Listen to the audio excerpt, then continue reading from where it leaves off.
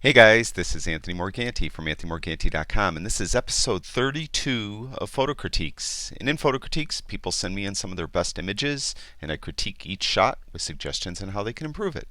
And today, I'm pleased to critique the work of Sean Laurendine. And Sean, I got to know on Twitter. He's a pretty cool guy, and he sent me in some shots that he took with his phone. He's using an HTC One, and this if you guys, if you can't afford to get a DSLR right now, it's not in your budget or anything like that, you definitely could take a lot of great shots with your phone. And you could train your photographic eye and you could learn basic photographic techniques, and that's what Sean's doing. And I think it's a great idea. So, keep you guys got just a phone and you can't really get that DSLR yet, um, do do as much as you can with your phone, and you'll get some photographic training while you're waiting for the DSLR to come. Sean, now he sent me a few images. Let's start with this one. This, I guess that's some type of monument. I'm not really sure where this is. It's got a really heavy vignette. This is a matter of taste, what people like on their vignettes and things like this. Um, what I could suggest on this, the sky is pretty interesting. It typically when you photograph architectural structures, buildings and steeples and things like that, they tend to fall away. See how this looks like it's leaning backwards? And there's expensive for DSLRs. There's very expensive lenses called tilt shift lenses that architectural photographers use to correct this. And you actually dial the lens a certain way. I'm not going to go into how they do it, but it will straighten out the verticals and make everything look right. Now, if you have Lightroom, you could fix that too.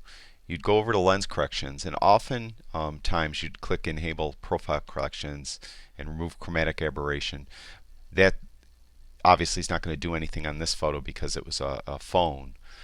Auto will sometimes do it. See how it tilted it forward a tiny bit. Watch, I'm going to turn it off. See how it tilted backwards, tilted forward. It still really didn't do it a lot.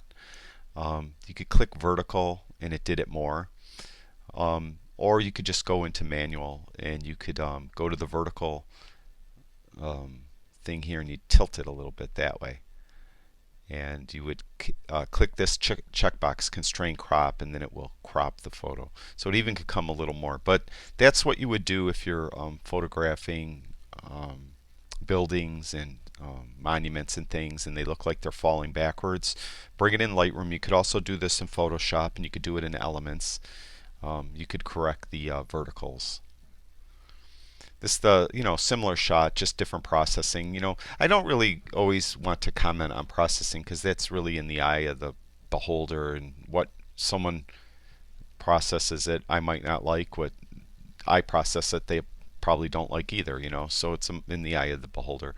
Again, this is falling backwards again. It's not anything Sean did wrong. It's just the nature of the equipment. Even if he had a DSLR, it would be falling back a little bit.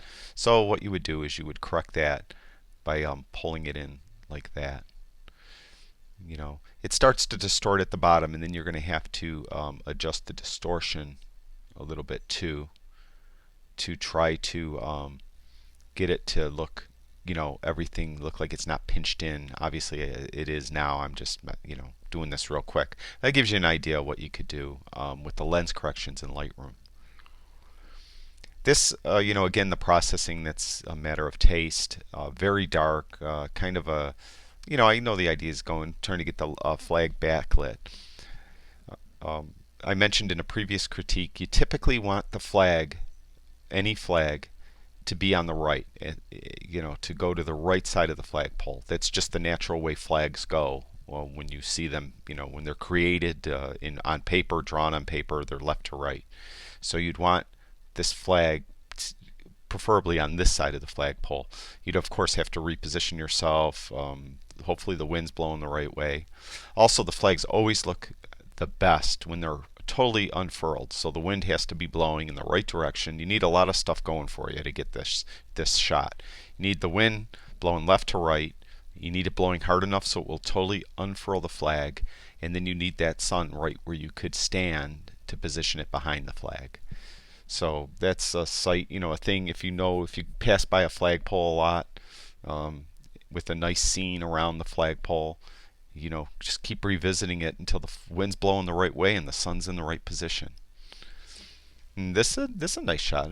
The sun right behind here. I like the idea. The sky is really nice. Again, the processing is a matter of taste. Very silhouette processing. Um, this shot's very nice. This shot is excellent. See, you get this white glow around the trees. That's when it's over processed. I say over processed, but to some people's mind that might be processed perfectly. But typically that's what we call it's over processed. You want to back off the processing a little bit so you don't get that white glow. It's borderline blown out. I don't think it is, but let's check the histogram. If I just hover over this right triangle, anything that's blown out will turn in red, and you'll see this part that I mentioned is over processed is turning in red. See it? I don't know if you can hopefully see that in the video. That's the only part that's really blown out. If you hover over this one, this will show the stuff that's ink black. No detail in it, it's so black. And that will turn blue. And I'm just seeing some couple little spots in the tree, nothing major. Oh, this is a very nice shot. Just, might want to tone down the processing just a touch. This shot here, I like a lot. He's obviously has an eye to get structure and to get leading lines and things like that. The only thing I would suggest, I would have done a different crop. This is just a suggestion.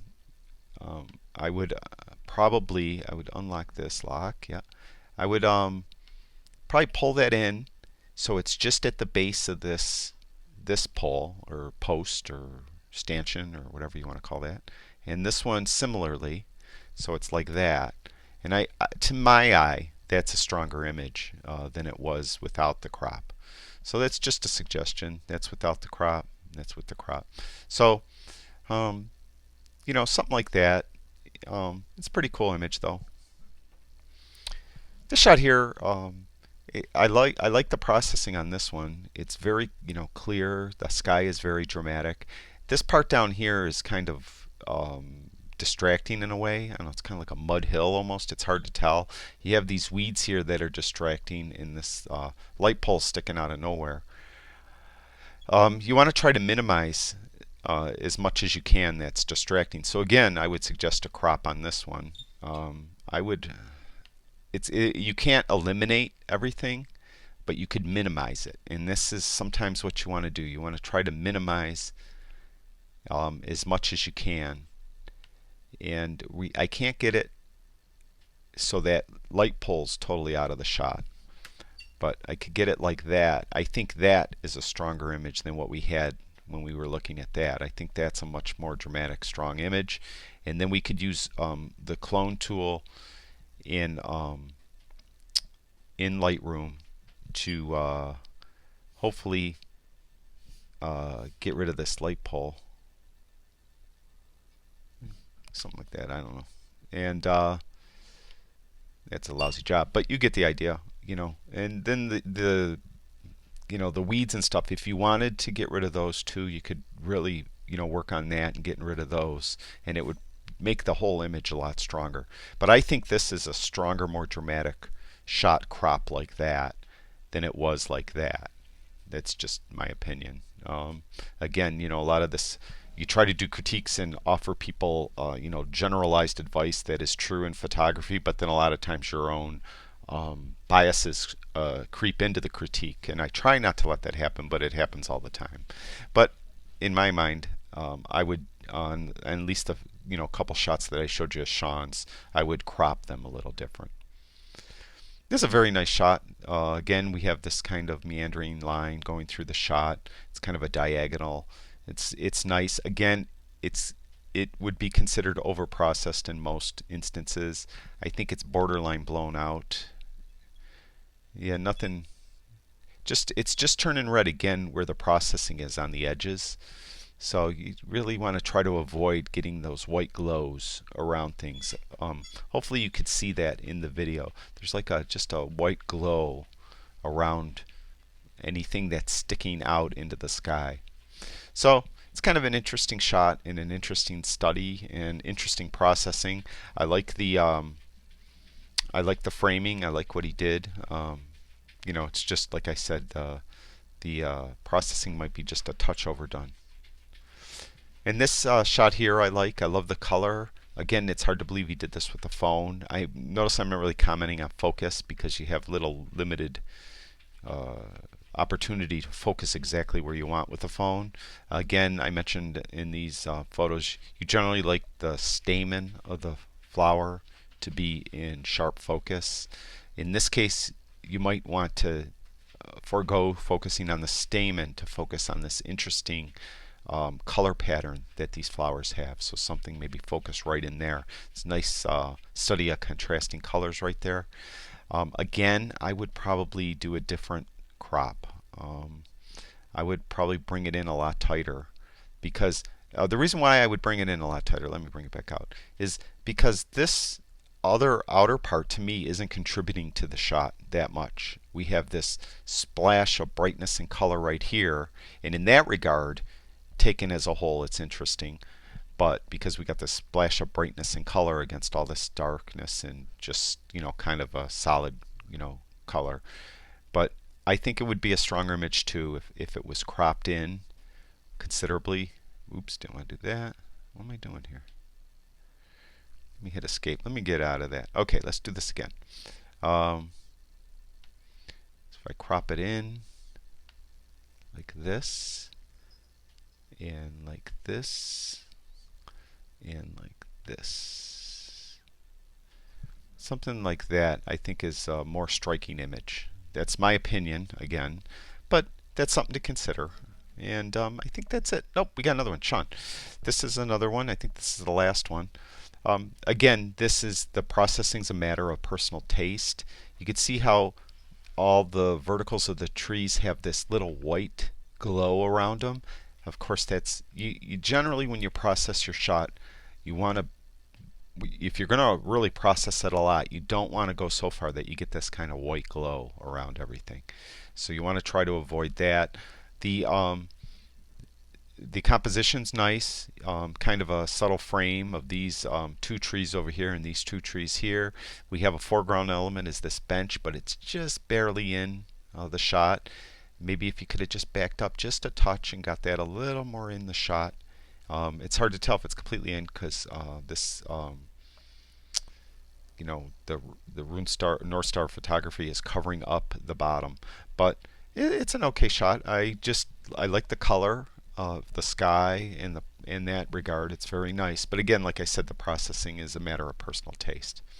And that's it for Sean. Thank you for sending me in some of your images, and hopefully when you get your DSLR, you're going to be way far ahead of the game, and have all these composition rules and all this suggestions down pat. So I'd like to thank everyone who has subscribed to my YouTube channel. It's growing considerably. I really appreciate it. And if you haven't subscribed already, I'd appreciate it if you did. And I'll talk to you guys soon.